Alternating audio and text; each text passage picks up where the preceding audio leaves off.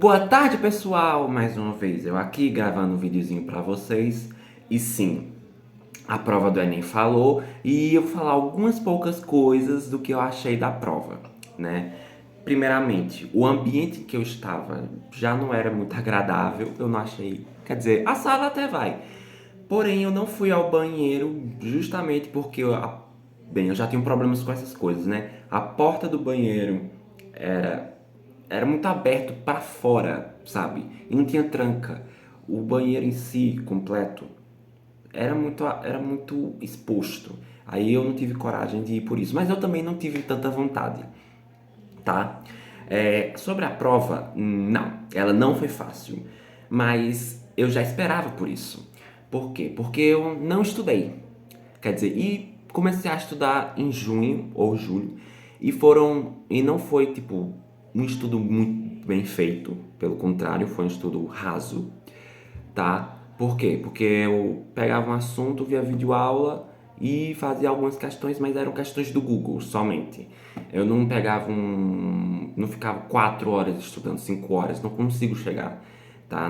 Eu não consigo chegar nesse limite, mas eu estudei de alguma forma e já fico feliz porque algum esforço eu tive, né? Enfim, e por isso que eu acho merecedor de uma nota pelo menos uns 600 e pouco. Eu não achei a prova fácil, eu estou com ela aqui, ó, Enem 2024. A redação, assim, a prova, na verdade, deixa eu continuar falando sobre a prova. Ela teve muito texto. Ela foi praticamente igual à de 2023, né? E principalmente, segundo o Gustavo Nassad, que é um influenciador, um professor digital, ela foi muito igual à de 2023.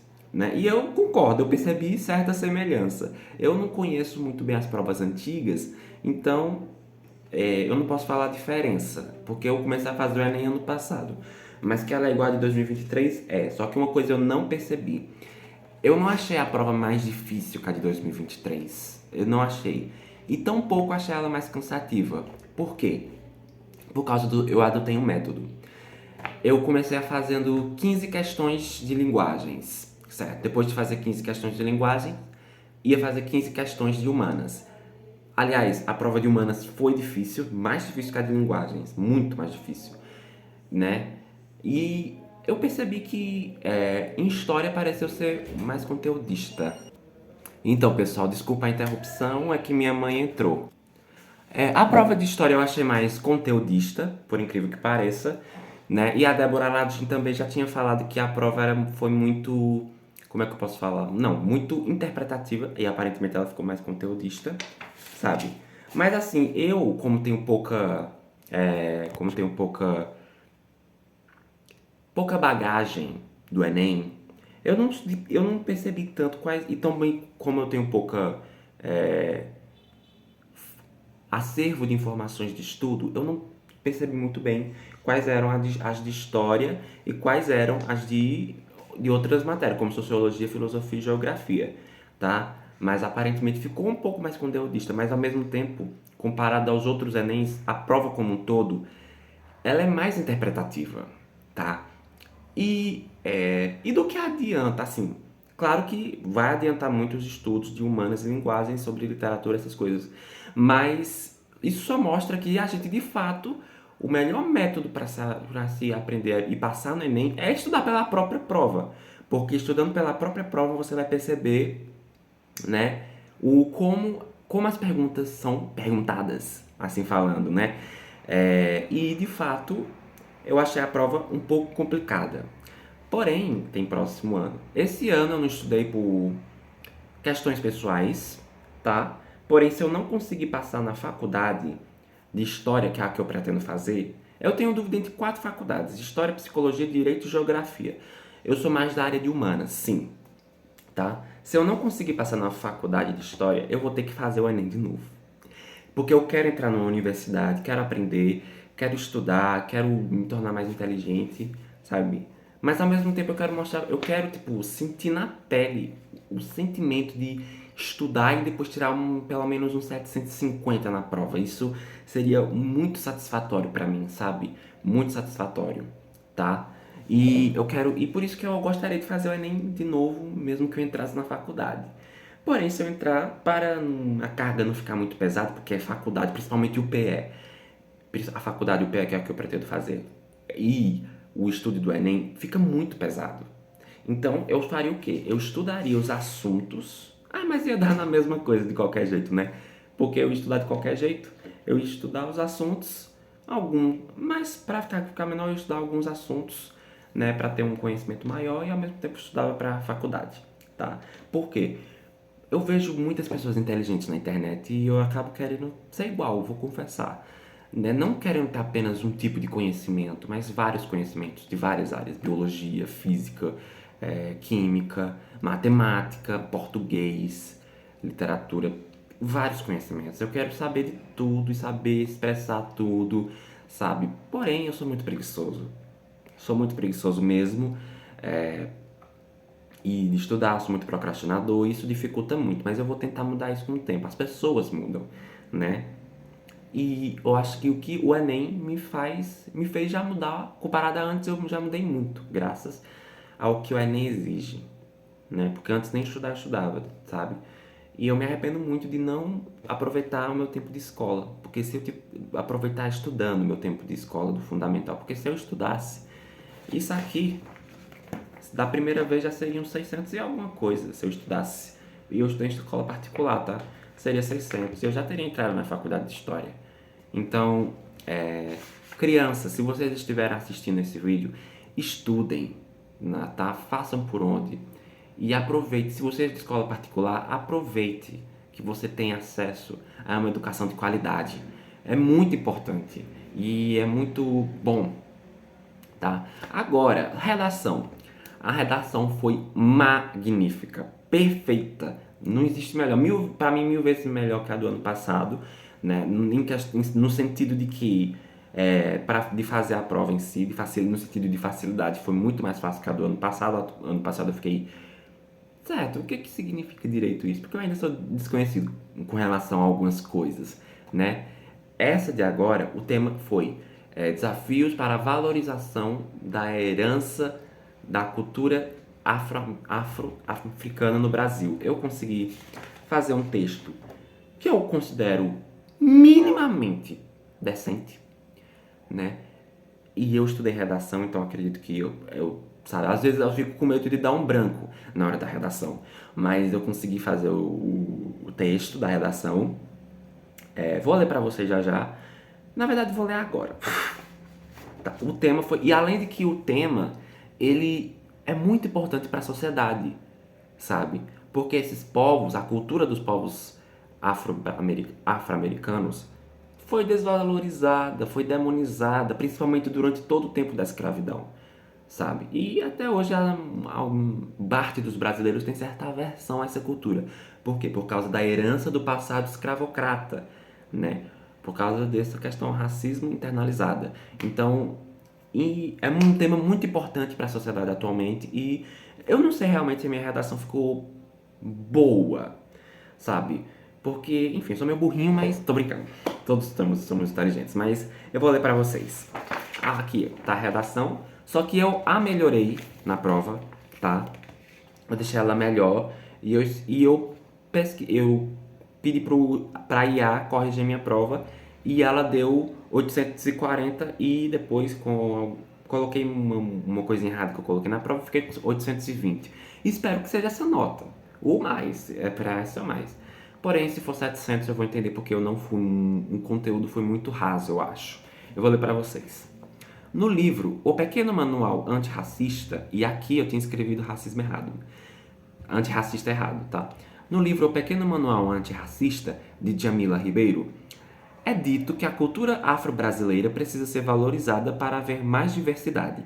Todavia, tal necessidade vem sido negada durante anos, já que o governo e o racismo estrutural presente na sociedade dificultam a propagação desses costumes que são heranças nacionais. Repito, eu fiz uma mudança na hora da prova que deixasse o texto um pouco mais bonito. Segundo o jornal Nesp, no ambiente escolar, isso aqui já é segundo desenvolvimento. Segundo o jornal Nesp, no ambiente escolar, o ensino sobre as culturas africanas é limitado e diminuto. Aqui eu não coloquei Na prova eu só coloquei anulado. O ensino é anulado, já que a história é contada apenas, eu só coloquei a partir, ou só apenas, não lembro.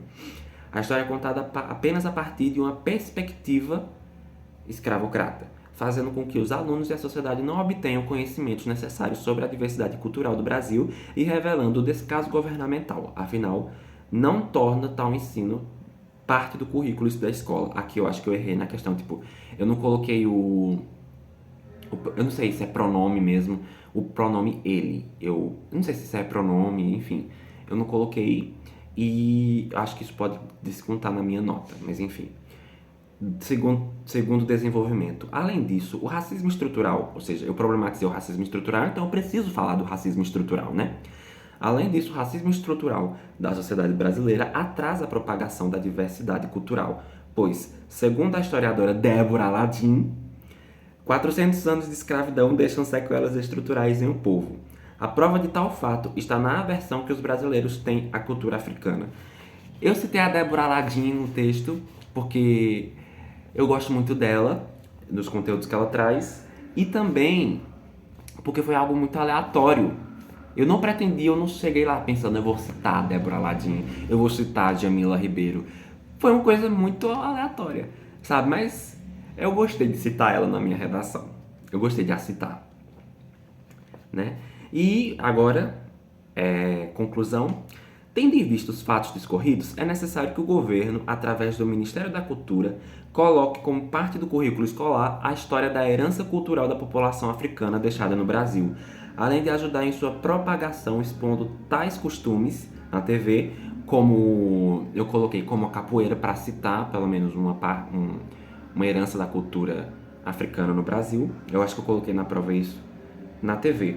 Dessa forma, as pessoas entenderão melhor sobre a diversidade de culturas e o racismo estrutural diminuirá na sociedade. Essa foi a minha redação. Eu não acho que tenha sido perfeita, tá? Porque pra mim redação perfeita é só 1000. Então isso aqui tá muito longe de ser 1000. Mas, enfim, eu me sinto satisfeito pela redação que eu fiz. Eu só não gostei muito pelo fato de que eu não sabia muito quais eram as culturas. Por exemplo, culinária, quais eram as culinárias, quais eram as danças, quais eram os esportes, sabe, as pinturas, as poesias, que são herança da população negra. São herança no Brasil. Eu não sabia citar. Por isso eu não especifiquei quais eram e por isso eu não sabia quais eram. Eu não fui ensinado e eu nem procurei achar sobre. Sabia apenas sobre a capoeira e mais nenhum. Por isso que eu acredito que eu tenha citado a capoeira na redação. Fora isso, nenhuma. Então acredito que isso pode descontar na minha nota, mas o que pode aumentar as citações que eu fiz de Jamila Ribeiro e Débora Aladim, tá? E outra coisa, entendo,